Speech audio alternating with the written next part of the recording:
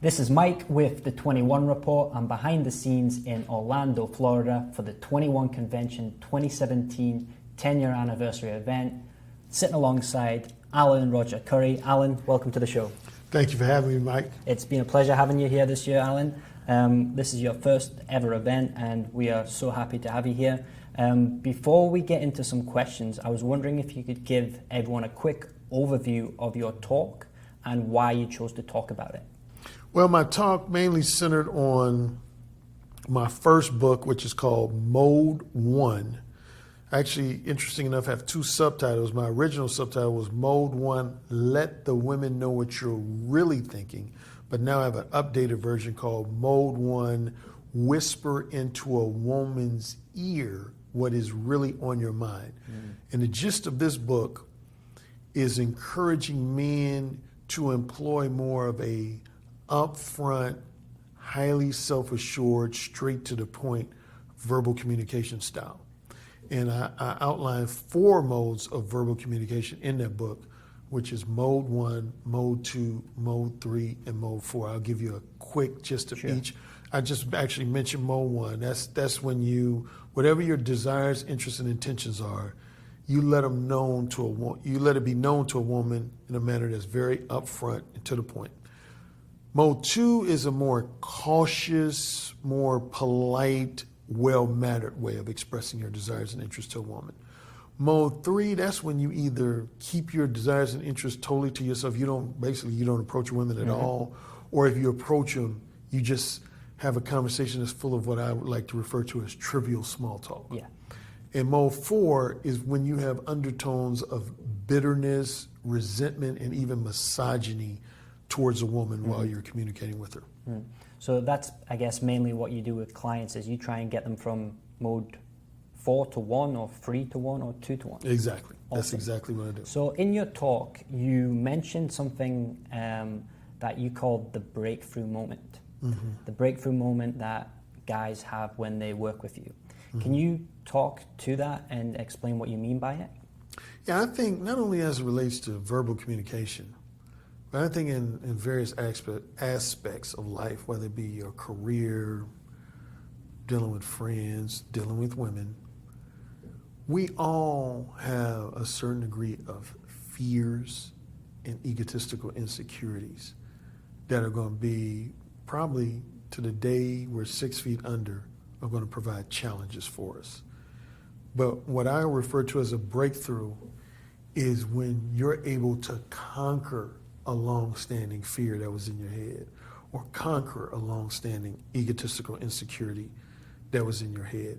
Or it could be something as simple as you weren't as motivated to achieve this goal or this objective, and all of a sudden you developed a powerful sense of motivation, like to finish college. I would call that a motivational related breakthrough.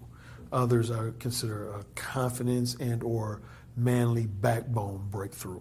So in my presentation, I highlighted some fictional characters from certain movies that I felt had a manly backbone breakthrough. One would be the fictional character of George McFly from the popular movie Back to the Future. He was this very wimpy guy who allowed this bully of a guy named Biff to always just bully him.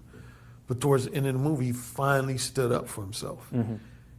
And when they went back to present day, you saw that his whole lifestyle was totally different because of that breakthrough. Because if he had continued to live this wimpy life where he let people just step all over him, his life he would have honestly had the life of a loser. But he did. Yeah. So you talked about having a backbone as a man.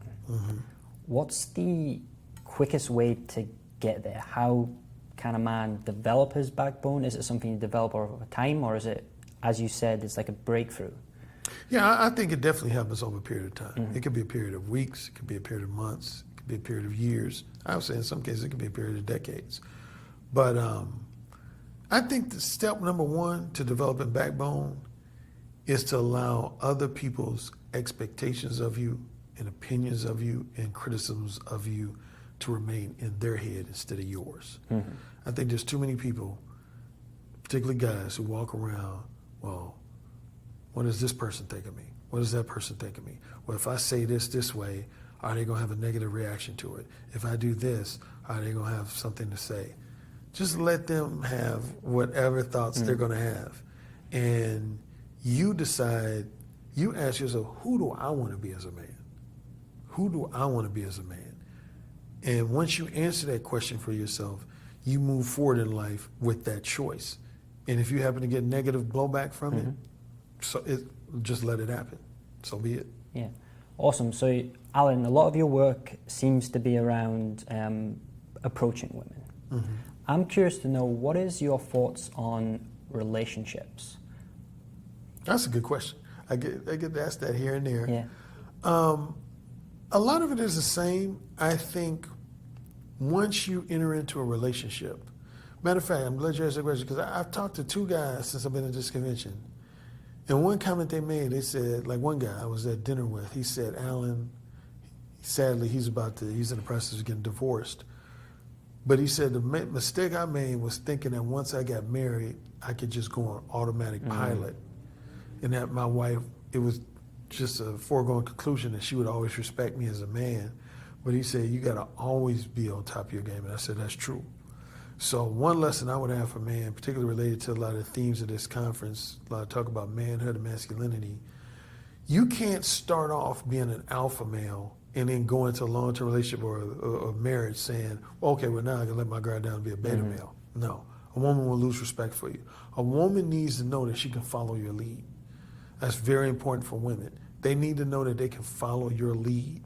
And if you show them any behavior that suggests that your lead is not worth being followed, they lose respect for you. So that applies to both single men and men in long-term relationships. So, Alan, this was your first time speaking at the 21 convention. I've got to ask, what's your thoughts about the convention? How has the experience been so far? Totally exceeded my expectations. Totally. Awesome. And yeah, I didn't know honestly what to expect. I've had some experiences with other, more specifically just dating relationships oriented events.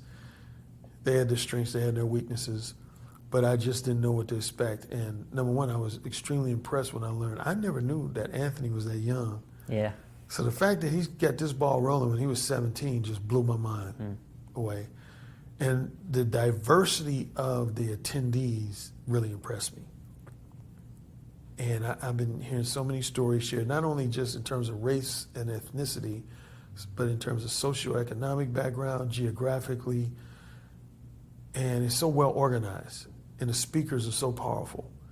Like, again, I don't want to disparage any other speaking event, but there's some speaking events where it had its percentage of good speakers, but it had just speakers where I shake my head like, why is this guy even speaking?